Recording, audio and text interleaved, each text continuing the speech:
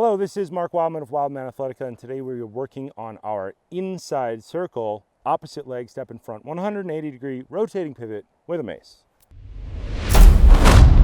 I know the names are long. The names are long because they contain all the information of exactly what the move is. We have been working with our inside circle, one of our fundamental movements. So this is our most important mace and club movement that we do, followed by our outside circle away from our center line, followed by our shield cast.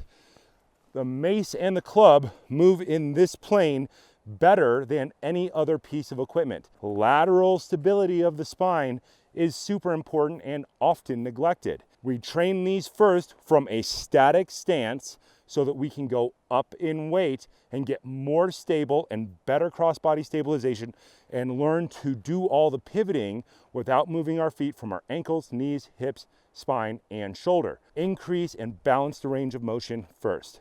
Then we start integrating these different types of stepping movements. And we are going through a big series of stepping movements, and there are 4 per circle per hand.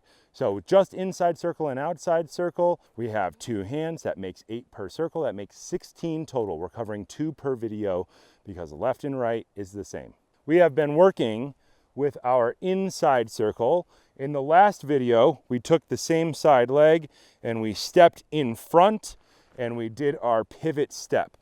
Same side leg, step in front, pivot step. Now we are going to do our opposite leg, which does not work nearly as well. We are going to step across, do our inside circle, come to a stopping point.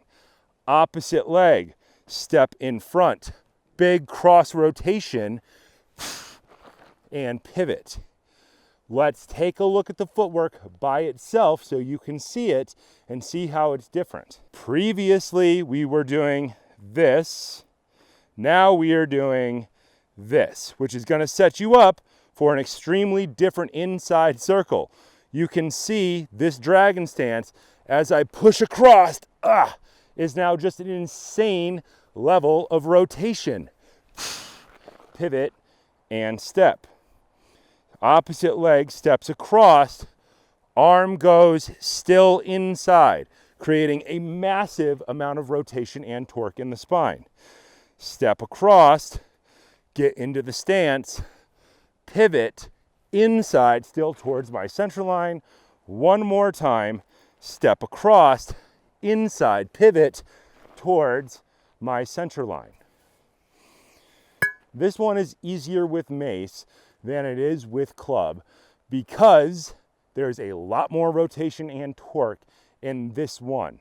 These are not all the same amount of torque and rotation. Some of them are cross-stepping, going opposite directions.